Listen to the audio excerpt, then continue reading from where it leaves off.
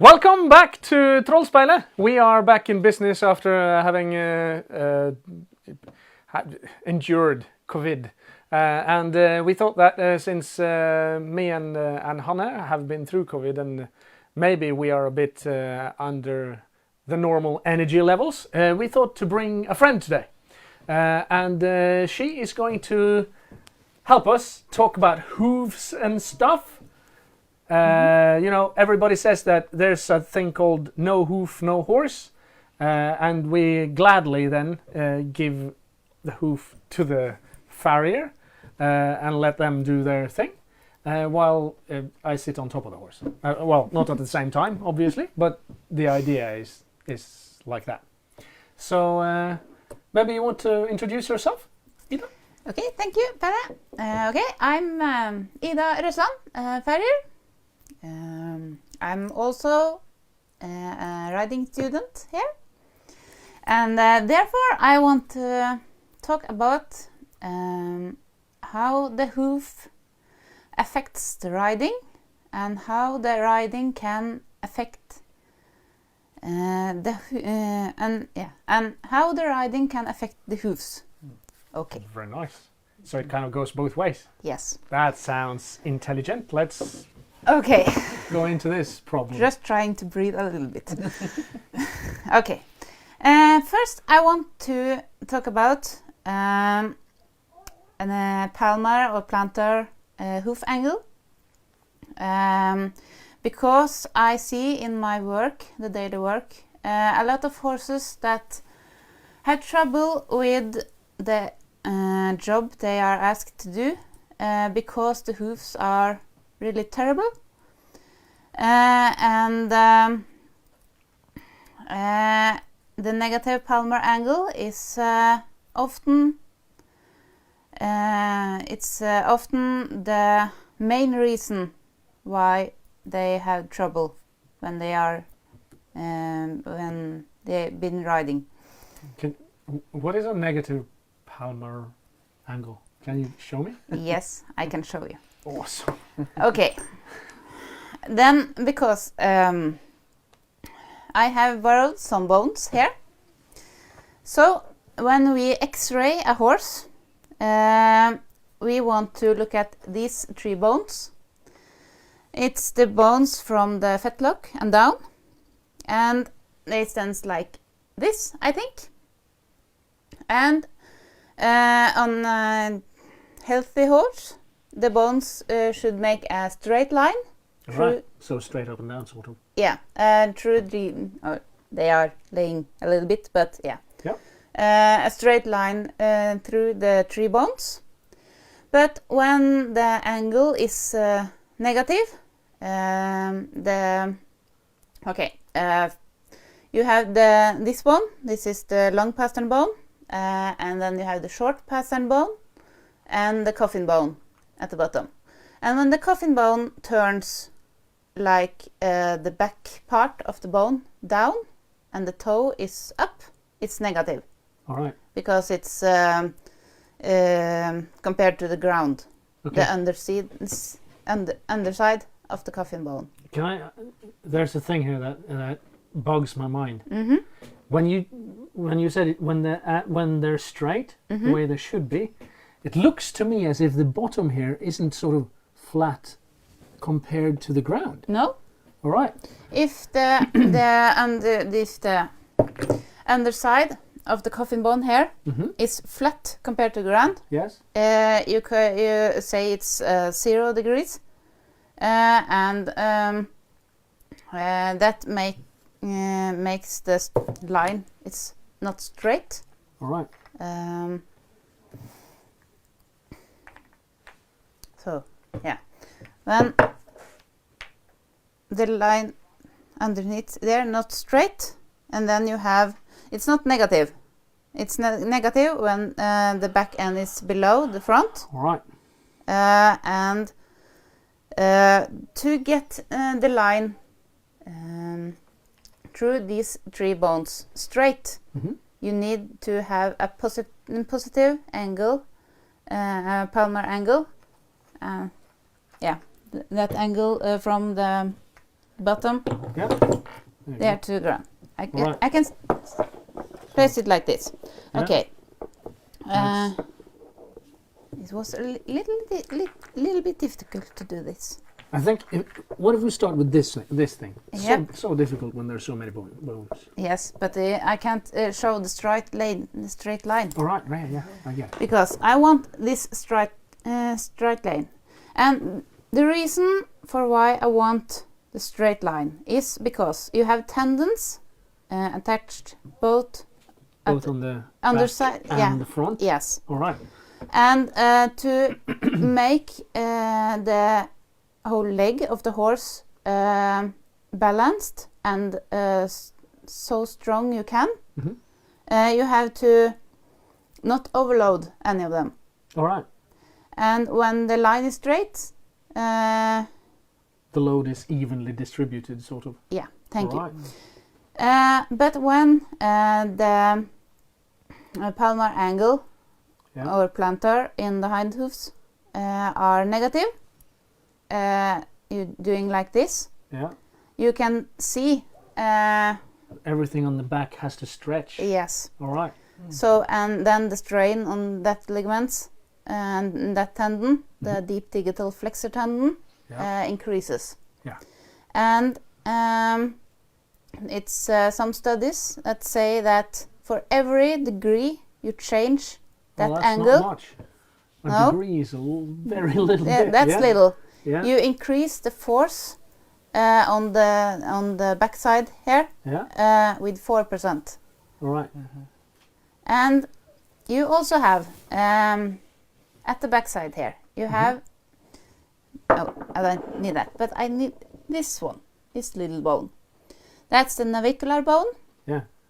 And when it's placed here, and the deep digital flexor tendon goes up from the leg and around the navicular bone and attached to the underside of the coffin bone. Yeah. So when the angle is negative, the pressure here, that's Increases a lot. yes, that's for every degree you turn the coffin bone, Mhm. that force on On this the- bone Yeah. increased 4%. All right. And you can think in a normal shoeing process or a normal shoeing cycle at 8 weeks, it's an average change in the coffin bone Mhm. at around 3.2 degrees or something. All right. 3.6. So more than 12% increase In the strain. in strain on that. Yes. All right. And it's also like that when you just push over the edge and the bone is getting a little negative Mhm. or a little too low, it's just getting faster and faster because Yeah. the blood circulation in the back end of the hoof are decreasing because of when the horse have a negative angle, it often places the leg longer in front. Further Yeah. forward. Yes, Right. the hind legs, Yeah. and then you have more pressure there, Yeah. and therefore decreased blood flow Yeah. and decreased growth. And in the toe, it's the opposite. Mm. So the toe grows faster and faster, and the back and the heels are not only not growing but also crushed because the So weight. it's sort of a positive feedback loop. Yes, So it gets worse and worse. yes. So have your horse's hooves fixed often enough. Ah. And that's the same. That's the theory on the bones is the same even with or without shoes. It's I like to have my horses without shoes, as you know, because here we live. It's a good surface for barefoot horses, and then you can make the changes so often that the hoof doesn't have to be very long, and then just cut back to. So you can sort of do micro adjustments every other day or something, whatever. It doesn't really matter, but you can do little adjustments. Yes. Quite often instead of doing big adjustments every 8 weeks or 6 weeks or something like that. All right. But I'm wondering, a horse owner Mm-hmm. that suspects there is something wrong, how can they check? Yeah. Or how can they sort of? They can ask their farrier, of course, but Yes, they can. But as I see in my daily work, a lot of farriers they haven't enough knowledge of, especially the palmar angle and the negative angle. They can't have.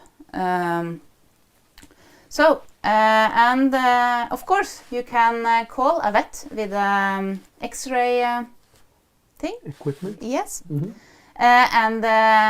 Then you call your farrier and you say, "Come here. We are going to take X-rays of my horse together, and we are going to take them before we shoe the horse, under the shoeing process. So you can take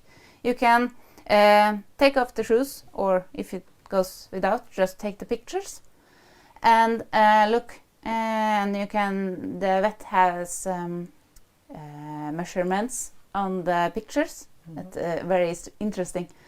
And then you can trim the hoof so much you dare to do. And then you take a new picture, and then you can see. And I often get surprised because I can take more. And then when all are happy, you can take after pictures. And then you get the answer and how the bones are in line. And also the measurement of the hoof angle, and you can use that. So it happens that you can't adjust all the way in one go, or can you always adjust from wherever it is to the correct? No. No, you can't always. No, you can't always. Cool. Because it's some soft Tissues. Yes, thank you. And blood in there. Yeah. So you can't take too much. All right. But when you have X-ray, you can see how much you can take. Without X-rays, It's guesswork, is it? yes. And as my veterinarian with the X-rays always say, take as much as you dare, and then a little bit more. And Scary stuff. yes, it's scary. And it went good very often. So you have to push the limits sometimes. But the X-rays is the best tool a farrier can have. So if your farrier says, "I don't need X-rays, I can shoe a horse," maybe you can talk to another farrier. Because you can't. You have something you can look at the outside of the hoof and how the horse is standing, but you don't have X-ray sight. But I want to tell people about how you can look at the outside of the horse to get an idea of is the angle okay, or maybe we should go to the vet and take the X-rays. Oh, and I think you all have seen a mountain goat. It stands with the leg underneath. All right, so it's what we in riding would call triangulating. Yeah. So it's Or sort bush of so it brings his legs very close together Yes. at the ground. Yeah. And with straight legs. Yeah. Yeah. And that's a sign of a negative angle very often, and that's because when you turn so that it be negative and the strain on this one increased, the horse want to unload. The strain on Yes. the tendon. So it moves the leg forward. And then the strain on the tendon is smaller, but the strain on the hook, the lower back, and even the neck is increasing. Because the top line will be Mhm. stretched. And everything is attached to it. Interesting. Mhm. I had a horse like that. Yeah, I see a lot of them. Mm-hmm. And so that's one thing. If your horse is standing like a goat and not like a horse, Yeah. Then get a goat. No, get a.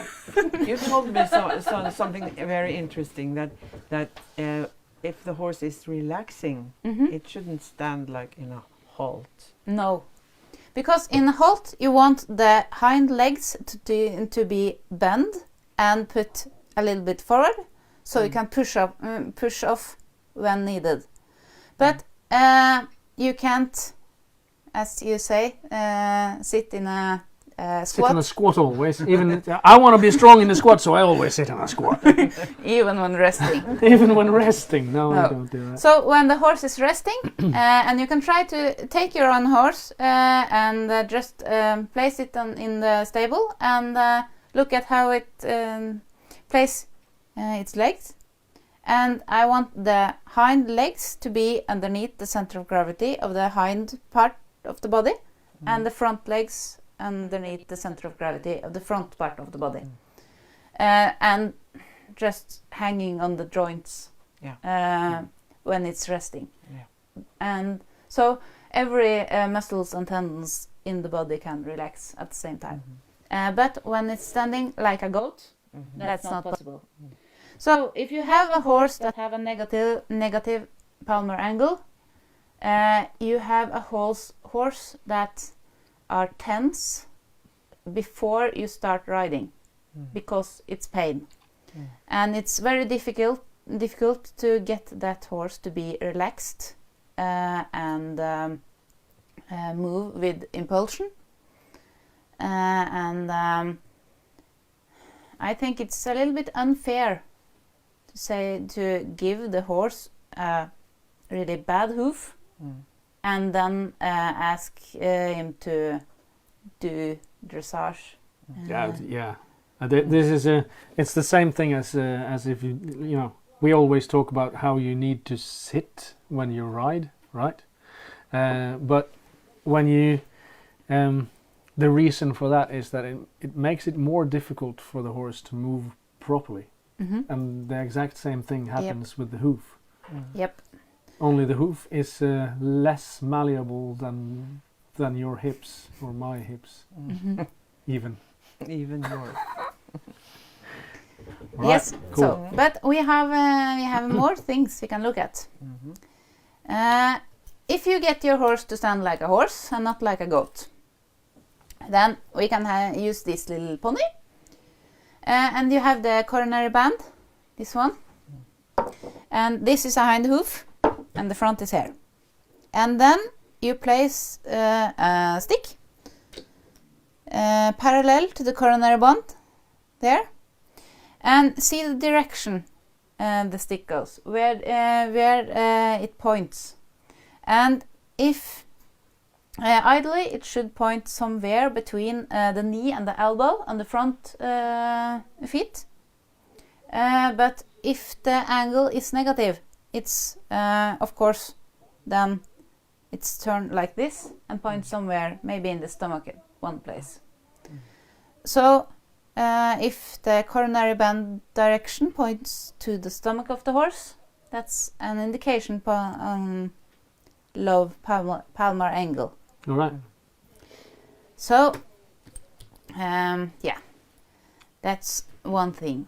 And of course you can, that's a problem today, because it's a lot of horses that works and even are healthy, or at least good enough, with negative angles.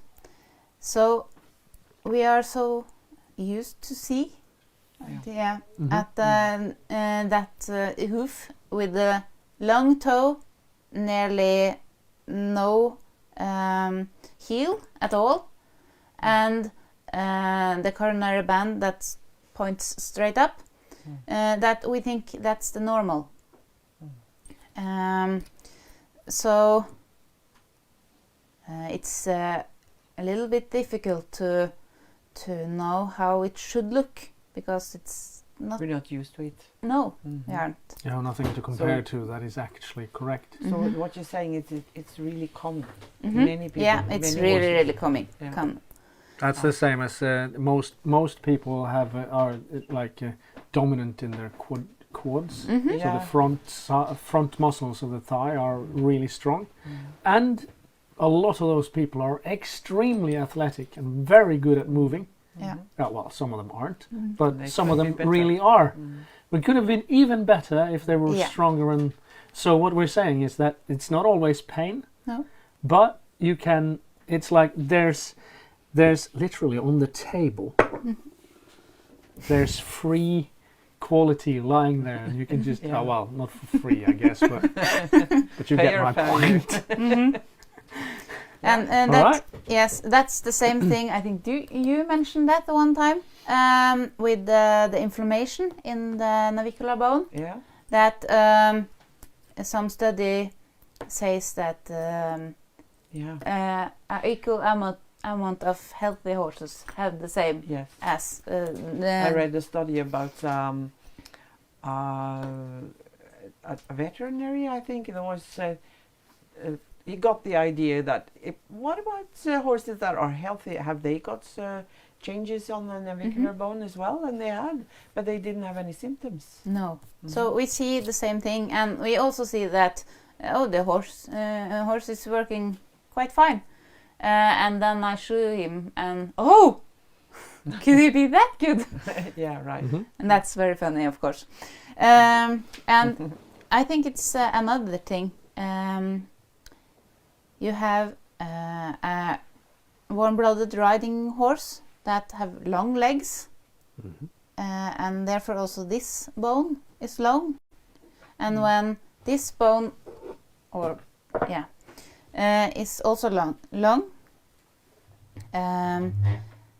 the strain on the back part of the hoof will increase because it's further back. Yes. All right. So often the race horses, the warm blood race horses, trotters and Thoroughbreds. yes, thank you. Often have wrong angles in the hoofs. Yeah. All right. So it's not just because of bad farrier, but also because the breeding does it difficult for a horse to be up straight, I think.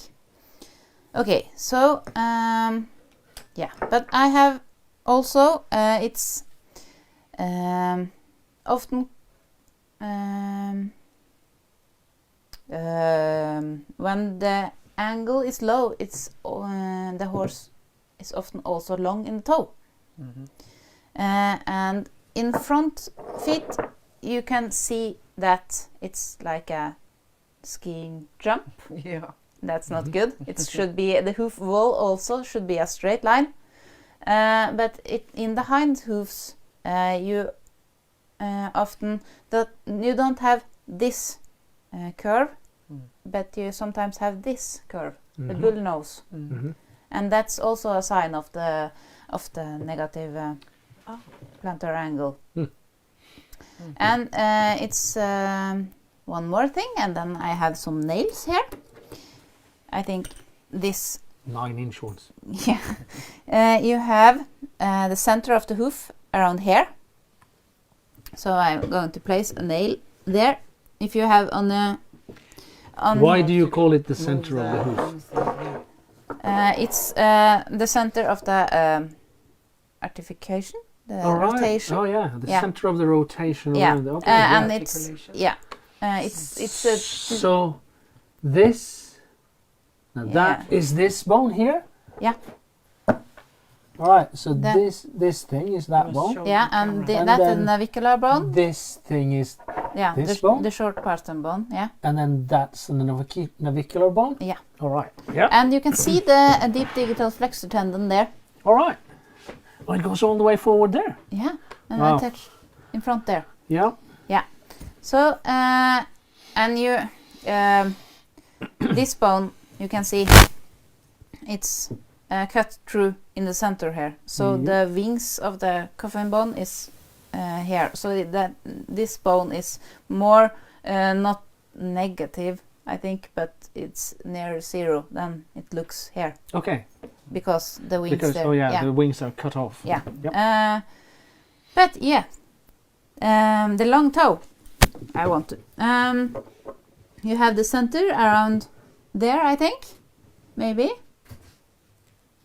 And you can also on the horse. You can just find it's a dump somewhere on the top of the coronary band, and I use that for the center of the hoof. Okay. Yeah. That's good enough. Mm-hmm. Okay, and then you have the heel here somewhere, and you have the toe here. Ah. And I use this one of the horses when I'm out shoeing too. Yeah. And you can see that the toe part of the hoof is much bigger than the back part of the hoof. Yeah. And to be in balance, I want it to be 50-50. Oh wow. So this has a long So toe. this has a this has a long toe, Yeah. but it's not the skiing jump no, toe. but it's still a very long toe. Yeah, maybe I'm a little bit. Yeah. Well, Yeah. but it, Yeah. it is fairly obvious that it is different. Yes, Very. All right. and you can also look at it's because we don't have the rest of the horse or Ah. pony. I think it's a pony. But you can imagine that the coronary band is pointing Mm-hmm. maybe somewhere between the elbow and the stomach, I think, and this one. So, but it isn't easy to measure the hoof angle here because it's cut All off. right. So yeah, and that's some things you can look at to get an idea of the Oh, it's not Angle? like front to The back negative. angle. yeah. All right. Cool. So I've learned things. yeah, me too. And you said also that you can talk a little about Yeah. the angles in the other Yeah, but direction. and something I forget. You know that horses that when they are placing the hind legs long in front when they are walking, Mm-hmm. just throw it forward. Yeah. Yeah. Yeah, and when they land like this. Yeah. And often I think it's because when the toe is long and the heel? the heel is low and the angle is low, you get more strick effect.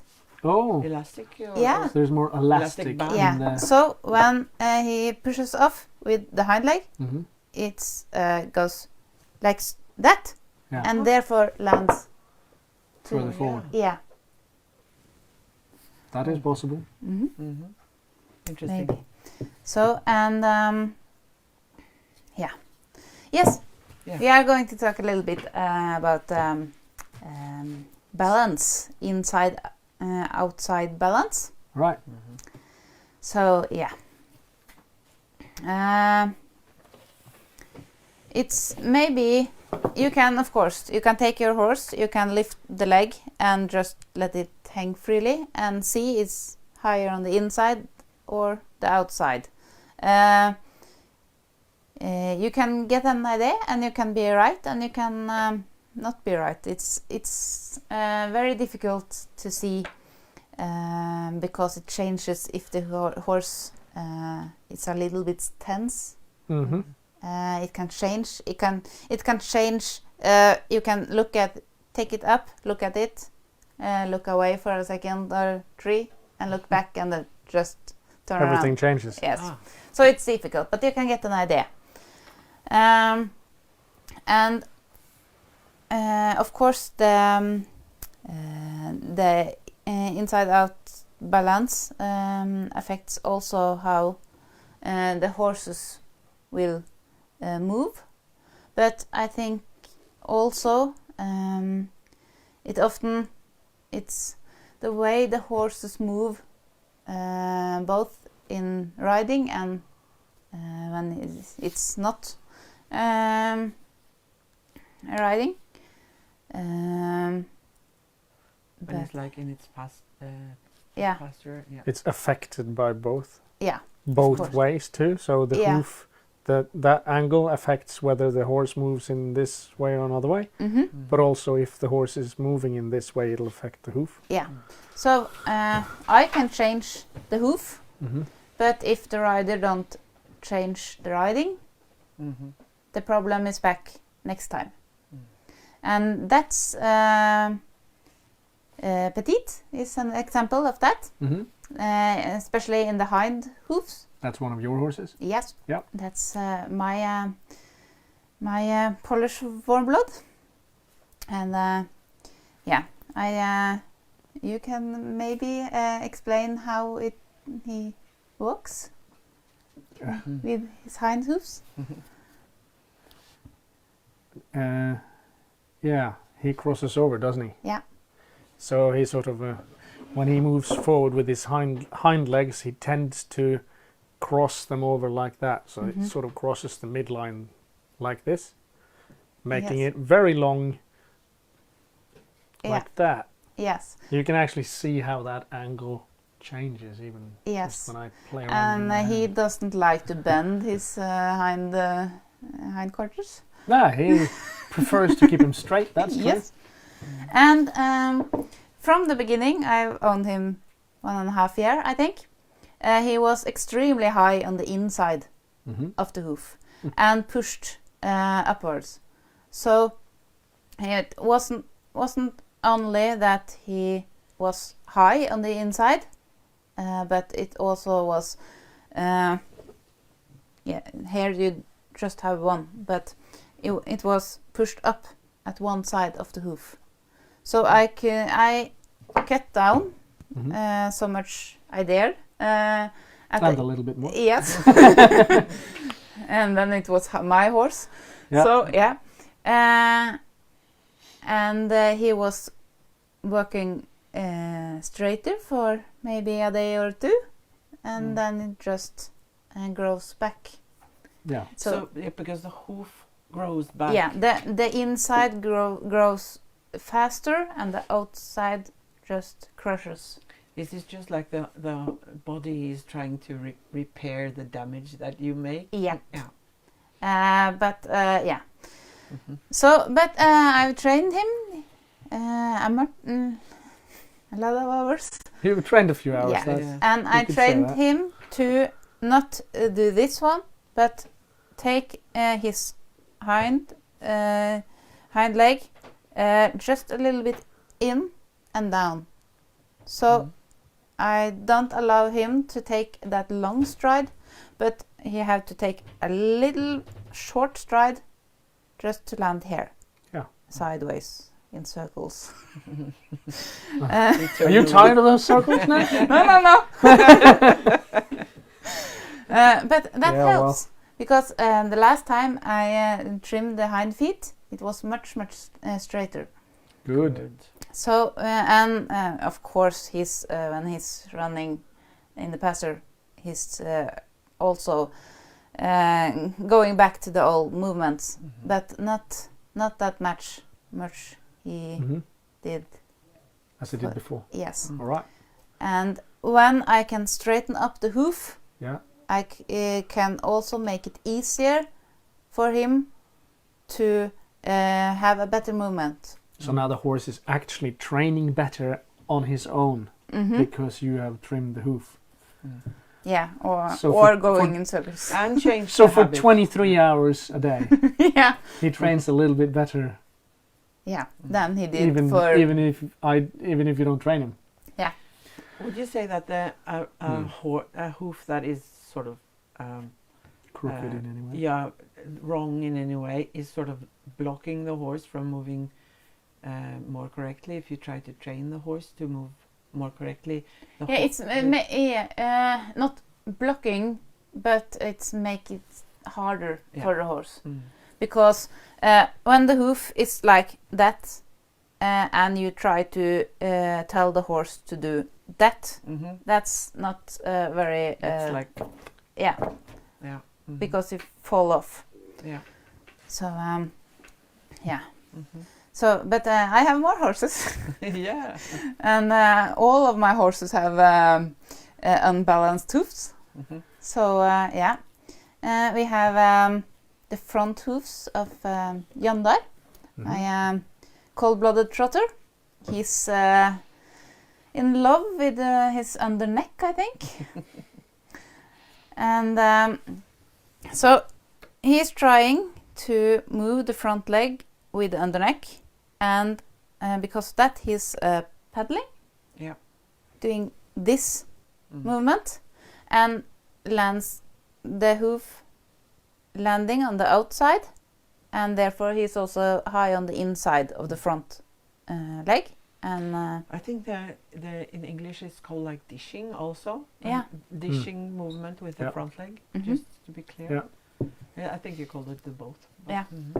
So, but when I get him to don't do that, but make the movement of the front leg more with the Elbows in. yes, Yeah. And do this way, he's walking much straighter. So then the hoof gets straighter. Yeah. I think it's many people don't understand that it's possible to make the horse stop this dishing movement. No. But it is, and it's like if you make the horse lift its withers more by using the back to lift the withers, it's much easier for the horse to just let the front leg move forwards in straight line. And Jandar isn't stiff in the shoulders. That's not his problem, I think. Not as much as Timmy's problem. But it's the underneck that turn the hoof or the leg this way. And that's because his habit. Yeah. His habit is to use, as you say, that he's in love with his underleg. He the first thing he does in the morning, I think, is to turn those muscles on. And That's the wrong foot to get up on. Yes. Put it very and it's nicely. actually blocking the whole top line. Yeah. Yeah. It is. So, yeah. And my third horse, Timmy, he has the opposite hoof of Jandar. He is high on the outside. But he's so stiff in the shoulders, so he can't do this movement. Oh. He just... So he moves like this? Yeah. So... Yeah, he does. Good one. That's Does funny. look like him. Yeah, he does that. So and he just it isn't. Yeah, can't place his legs in front. But I work the horses in the same way. Yes. It's only different problems, and the hoofs are opposite. But the method is the same. yeah, sideways in circles. Yeah. As we always start with. Yeah. Yeah. So, It's strange how for people, if you do a pulling movement, a squatting movement, and a pushing movement, you'll get really strong. And more correct. Doesn't matter where you're weak. That's gonna strengthen everything. And then horses, the sideways same. on the circle. Yeah. yes. So yeah, and then we have Aris. Yes. Yes, he is an interesting horse. That's Pelle's horse. Interesting. Yeah. Yeah. Because he has one high hoof and one low. Or this is low and this is high. So In the it's front, yeah, in the front. The hind hoofs is really nice. Hey! And he uses them, so that's good. But we talked about this the first time I trimmed his hoofs. I think that he's since he was a foal, he wants to stand with the right leg a little bit behind the left leg. Quite a bit, actually. Yeah, A lot, and it's just And then like a really huge foal. yeah, to reach the ground with his yeah, with those insanely long front legs and a little bit short neck. yeah. And when he started, I think because he preferred to have the left one in front and the right one in back, he just follow up, and it grows worse because the load on the right hoof is in the front, so the toe doesn't grow, but the back part of the hoof, and opposite in the in the left. Yeah. So, but ours had some teeth problems. Yeah. Yeah. He had a fracture in his one of his teeth that we didn't discover it until he was like grown up, and it happened when he was really young, and the veterinary who fixed his teeth said that it might be the reason why he was tense in the back, and after we managed to loosen up some of that tension, he suddenly stood like eating from the ground with his feet like that. Yeah, and so we try to correct his hoofs so often that when the body gets better, the hoof can follow, or Yes. Or the other way around. yeah, Yeah, and that became much better after you were here all the time. yeah. Because you're like, oh, we need to do. Oh, Yeah, I can't walk. I can't see a horse without see its leg. So No. mhm. And it's really useful. Yeah. Yeah, because we can see that it's much easier to Yeah. fix that problem. And you need all of the things all the time. You need a good farrier who can fix the hoofs, and you need a good behandler. Yeah, sort of. What's that called? Therapist. Therapist. Some Yeah. sort of therapist. Yeah, who can manipulate the joints and things Joints that and ligaments yeah, and muscles and all that. The blockages can't and stuff. do anything about that. that's not your I can fix the hoof and try to ride Yeah. in a good way. And you do. Yeah. Yeah. So we need and we need the teeth Yeah.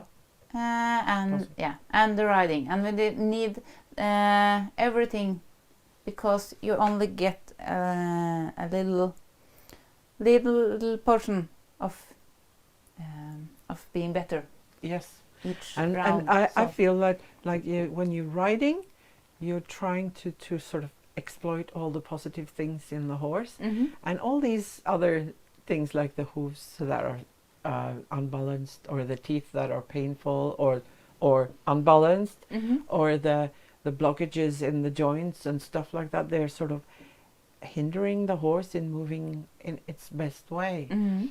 and Leaving performance on the table. yeah. Mhm. Mhm. So what we need to do in order to find the best abilities of the horse is to take away all these blockages that are hindering the horse, Mhm. and then we find sort of the original beautiful horse without any problems, and then it's much easier to work with that horse. Mhm. Hmm. But you must never forget the most important thing is that the tail is clean. Actually, that is what a person said. it's that. okay. Yeah. Yeah, I said it. That's funny. Yeah. Have we We've covered a lot. questions from the audience? Good for them. I think it's very complicated. No, it's like bones and stuff. It's really can be intimidating for many. But I think it's so. I can't get over this. They're the same thing. just with a nail. Surely this is the same as that, but then it isn't. It's a little Tiny It's little the- piece. tiny. Little replication inside, and it's supposed to be wrong. It's difficult. It's a good thing that we have Ida. Very. This flat done. No, not flat. But that's what that's Can what I my have brain it? says. This needs to be flat. Can I have That's what this? my brain says. Because this, the reason why, as I understand it, the reason why this is supposed to be a little like in this angle is that there is a cushion inside here, isn't Yeah. there? So when the horse lands, it's sort of whoosh, chicka. Yeah. Yeah, for every step. So if it's flat in the beginning or negative, Yeah. it just crushes all the Right. soft It's just important. like the children's TV. This. I have a question for Ida, if I may. Because I know a lot of farriers tell you to like not ride the horse for a day or two after shoeing. Yeah. And this is a sort of a long question, so that's just one. Say you have an 8-week shoeing cycle or a 6-week, doesn't really matter. But towards the end there, you can see the hoof is getting worse. Would you recommend training more on proper movement when the hoof is already getting Oh yeah. worse, or would you say Don't ride it. don't ride it or train it less or let it rest? Or you buy a new horse and the farrier can't come for 6 weeks. Was it possible to hear the question?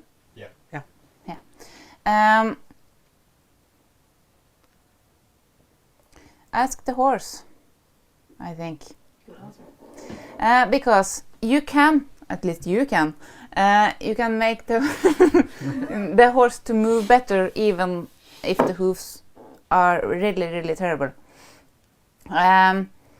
So if you can get the horse to be better in the body, and then you can get a good or better at least farrier to fix the hoofs, then you are a sort of head start. You're attacking the problem from several angles at the Yes. same time. Yeah. So, but if you just ride the horse and don't look at the feet at all, I don't like that. But train the horse so it can carry itself better. But if the horse says, no, that's hurt, maybe we should try to do something with the problem before. So, but often people don't understand that the hoof are in bad shape before the horse is lame. So Well, that's why I wanted. That's why I did keep taking that out and saying, but this it doesn't, because it doesn't make any sense until you tell me that it's supposed to be like that and there's a cushion underneath and stuff. And then it's not that difficult, obviously, but it's so easy to think that it must be the same angle as the hoof. yeah. So you get tricked so bad. Yeah, you think that the underside of the hoof should be Yeah. the same angle Yes, as the underside. absolutely. Yeah. Yeah. No, it shouldn't. I had understood that. I want to point that out. Yeah, that's interesting. It's the important point, isn't it? Yeah. But I think it's very important that what the most important message that we have got right now is that the riding and the quality of the riding and the quality of the shoeing and the angles of the hoof, they're really interconnected. Yeah.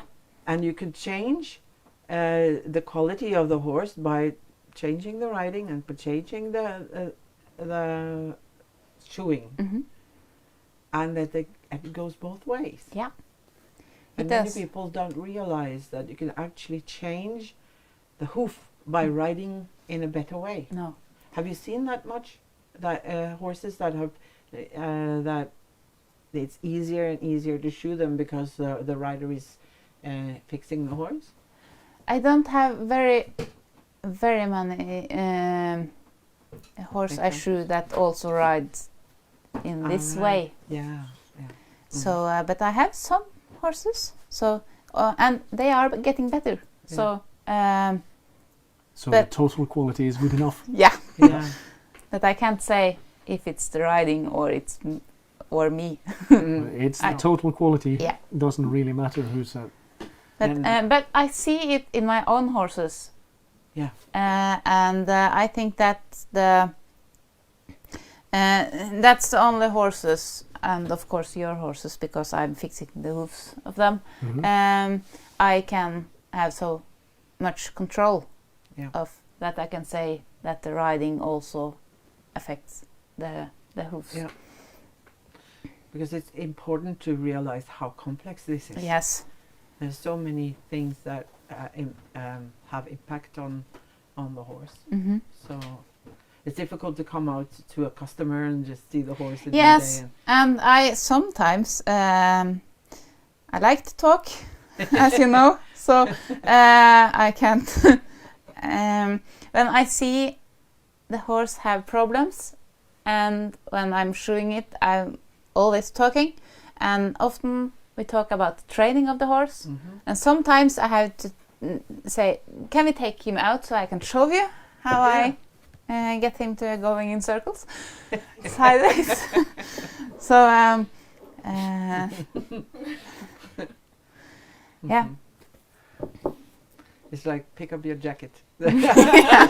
Ooh. We've just seen the Karate Kid. In jokes now. Yeah. Right, Yeah. cool. Mhm. Are we just about getting ready to be done for the day? Yeah, if I it think so. knows questions. So. Good. Yeah. Well, I think we should just sum it up then. So no hoof, no horse, that's for sure. And Yep. there's something about these angles that doesn't make any sense whatsoever. Yes. And And this is important from what I understand. yes. Also, make sure to try and always understand this. When we say this hurts or this, it can hurt the horse. It doesn't have to hurt the horse. Your seat can hinder the horse. It doesn't mean that you shouldn't ride if your seat isn't okay. It's just we're leaving performance on the table that we would rather have underneath the saddle. That's what we're trying to get at. Was there a question? All right, shoot. Separasjoner. Can you say something about that? Yeah, of course. Separations, I think. Or okay, you have here. You have the white line and the lamelran. I don't. Don't know the name. No. But Lamina? it's the white line. Lamina? I think it's lamina.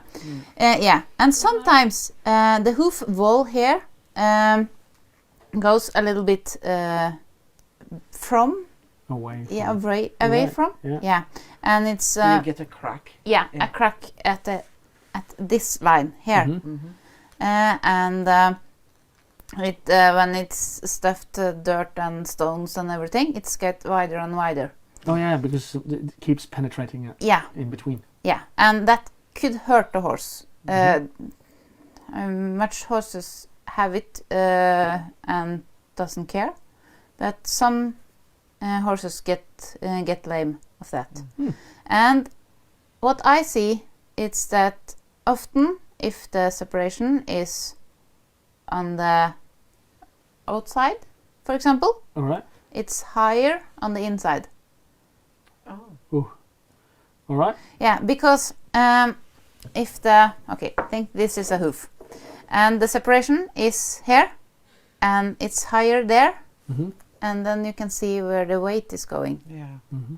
So the pushes it's the hoof will Yeah. Yeah. away from the inside of the hoof. Yeah. And you also have some horses has a bulb here Mm-hmm.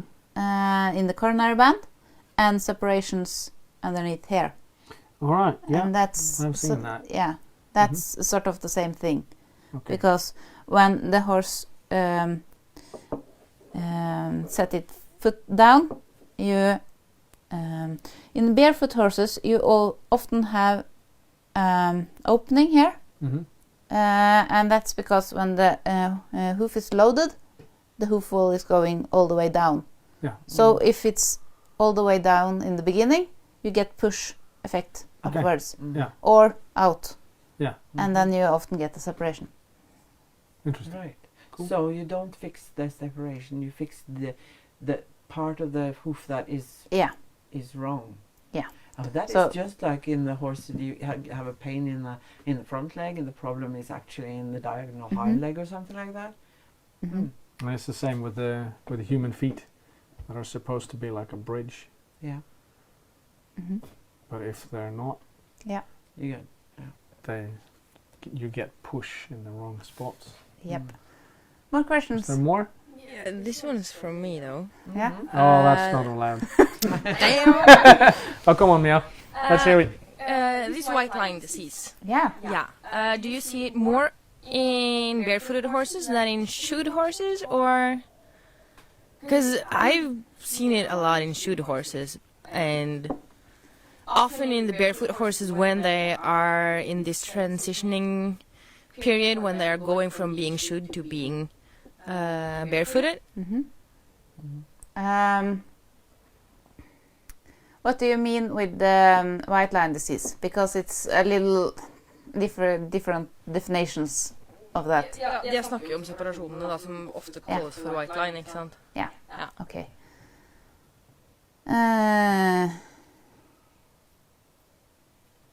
I think, the separations with, I see the separation often in Shetland ponies, and they often goes without shoes. And the shoe will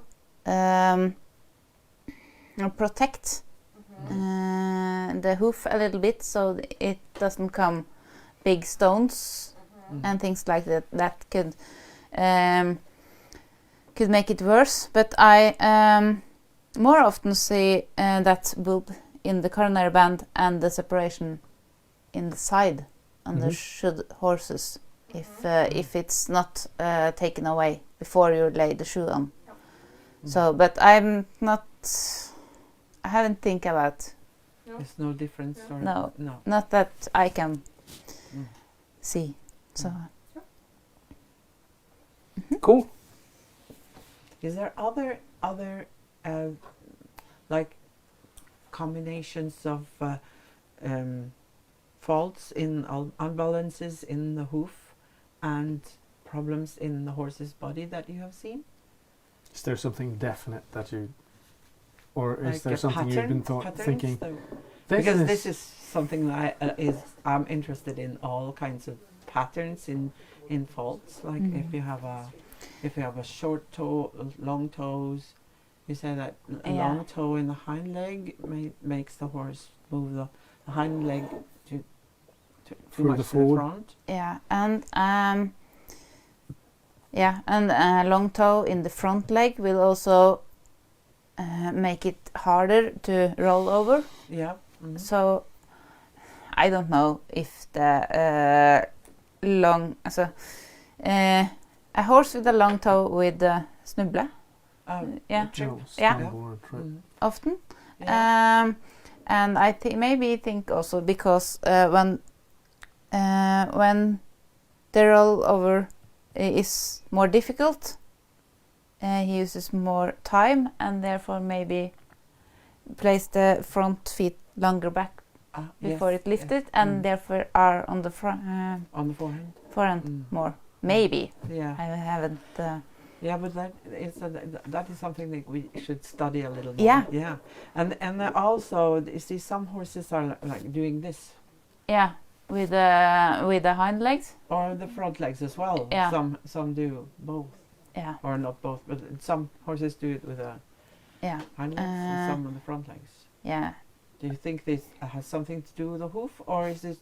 I know that there's a lot of in the body Yeah. that does it, but Yes. I